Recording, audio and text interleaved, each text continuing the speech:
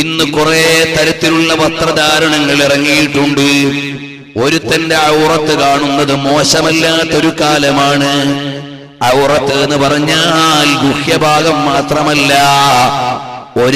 ഒരുത്തന്റെ തുടഭാഗം പുരുഷൻ അങ്ങോട്ടും ഇങ്ങോട്ടും കാണുന്നത് ഹറാമാണ്.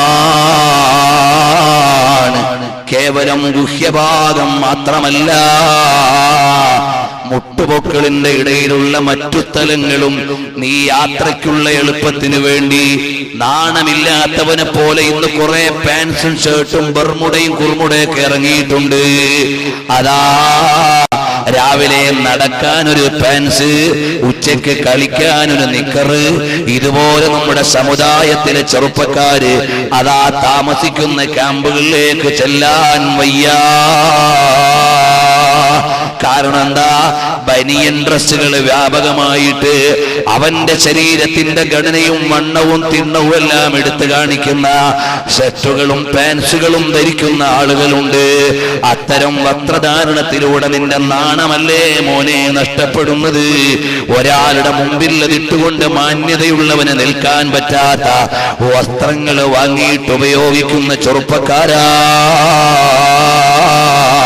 സുജൂദിലേക്ക് പോകുമ്പോഴും മറ്റും പല ഭാഗങ്ങളും തുറന്നിടുന്ന പാൻസ് ധരിക്കുന്ന യുവാവേ,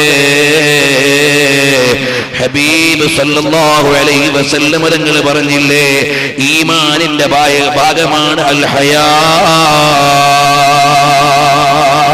ഹബീബ് സല്ലല്ലാഹു അലൈഹി വസല്ലം തങ്ങൾ പഠിപ്പിക്കുകയാണ്. ഇമാം ബൈഹഖി അവിടുന്ന് ഉദ്ധരിക്കുകയാണ്, ലഅനല്ലാഹു നാളിറ വൽ മൻദൂറ ഇലൈഹി. ഔറത്തിലേക്ക് നോക്കുന്നവനും ഔറത്ത് കാണിക്കുന്നവനും അല്ലാഹുവിന്റെ ശാപം ലഭിക്കുന്നവനാണ്. ഇന്നൊന്നും ട്രെയിനിൽ യാത്ര ചെയ്യാൻ പറ്റാത്ത കാലമാണ്. ലോങ് ട്രെയിൻ ആണെങ്കിൽ വല്ലാത്ത കഷ്ടം തന്നെ. പണ്ട് നമ്മുടെ പോലീസുകാരെ സമരം ചെയ്ത് കുട്ടി നിക്കർ ഒഴിവാക്കി. ഇപ്പോൾ ആളുകളെല്ലാം പരിഷ്കാരത്തിന്റെ ഭാഗമായി അവരുടെ മുട്ടിന് മുകളിലുള്ള പല ഭാഗങ്ങളും തുറന്നിട്ടുകൊണ്ടുള്ള വസ്ത്രം നമ്മുടെ ഒക്കെ വീടുകളിൽ. ഗൾഫുകാരവരുടെ മക്കൾക്ക് വാങ്ങിക്കൊടുക്കുന്ന ബനിയൻ ഡ്രസ്സുകളുടെ കോലം. അതിൽ കോളേജിനെ സഹായിക്കുന്നവർക്ക് ചിലപ്പോൾ എന്റെ വഴുത് കേൾക്കുന്നുണ്ടാവും. ബേജാറൊന്നുമില്ല, കാരണം അല്ലാഹുവിന്റെ ദീൻ അവർ പഠിക്കണമല്ലോ. അപ്പോൾ എല്ലാ പരിഷ്കാരത്തെയും അതിന്റെ ഗുണവും നഷ്ടവും ഒന്നും ചിന്തിക്കാതെ തലയിൽ കയറ്റുന്ന ആളുകൾ മാന്യമായ വസ്ത്രം വാങ്ങി മാന്യമായി ധരിക്കാൻ അവരെ പഠിപ്പിച്ചു കൊടുക്കണം. ഞാനൊരിക്കൽ എറണാകുളത്ത് ഇങ്ങനെ പാസ് ചെയ്യുമ്പോൾ പള്ളിയിൽ കയറിയപ്പോൾ രാവിലെ തന്നെ കുട്ടികൾ മദ്രസയിലേക്ക് വരുന്നുണ്ട്. അതിൽ കുറെ കുട്ടികളുണ്ട്, ചെറിയ മക്കള്, സ്കൂളിലും മദ്രസയിലും പഠിക്കുന്ന കുട്ടികൾ. അതാ മുട്ടുവരെയുള്ള നിക്കറും അവിടം വരെ എത്താത്ത നിക്കറും കിട്ടുന്നു മദ്രസയിൽ. ഞാൻ ചോദിച്ചു, മോനെ ഞങ്ങളെ നാട്ടിലൊന്നും ഇങ്ങനെ മദ്രസയിൽ വരില്ലല്ലോ എന്ന്. ആ കുട്ടിയോട് അങ്ങനല്ലേ പറയാൻ പറ്റൂ? കുട്ടിയോട് പറയാൻ പറ്റുന്ന രൂപത്തിലേക്ക് ഇങ്ങനെ പറഞ്ഞു ഒപ്പിച്ചു കൊടുത്തു. മോനെ, അതുകൊണ്ട് നാളെ മുതൽ ഉപ്പാനോട് പറയണം, ഉമ്മാനോട് പറയണം, ഇതിട്ടുകൊണ്ട് മദ്രസയിൽ വന്നുകൂടാ എന്ന് പറയണം. എന്നെ കൊണ്ട് കഴിയും പോലെ ഞാൻ പറഞ്ഞിട്ട് പോന്നു. അപ്പോൾ അതുപോലും നിസാരമായി കാണുന്ന കാലമാണ്.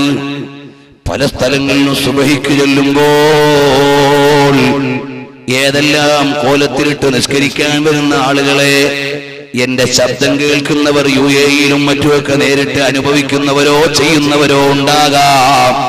പറയട്ടെ, മാന്യമായ വസ്ത്രം ധരിക്കൽ ഈമാനിന്റെ ഭാഗമാണ്. അൽ ഹയാഉ മിനൽ ഈമാൻ.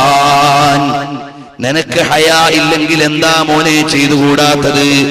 എല്ലാം നിനക്ക് ചെയ്യാവുന്നതാണ്. അപ്പോൾ ലഅനല്ലാഹു നാളിറ വൽ മൻദൂറ ഇലൈഹി. നബി സല്ലല്ലാഹു അലൈഹി വസല്ലം തങ്ങൾ പഠിപ്പിക്കുന്നു, ഇമാം അബൂ ദാവൂദ് നിവേദനം ചെയ്യുന്നു, ലാ തുബ്രിസ് ഫഖിദക. നിന്റെ തുടഭാഗം നീ വെളിവാക്കാൻ പാടില്ല. വലാ തൻദുറന്ന ഇലാ ഫഖിദി ഹയ്യിൻ വലാ മയ്യിത്തിൻ. ജീവിച്ചിരിക്കുന്നവരുടെയോ മരണപ്പെട്ടവരുടെയോ തുടഭാഗം നീ കാണാൻ പാടില്ല. പുരുഷന്റെ ഔറത്തിന്റെ ഭാഗമായതുകൊണ്ടാണ് അതെടുത്തു പറയുന്നത്. സ്ത്രീക്ക് ശരീരം മുഴുവനും ഔറത്ത് തന്നെ.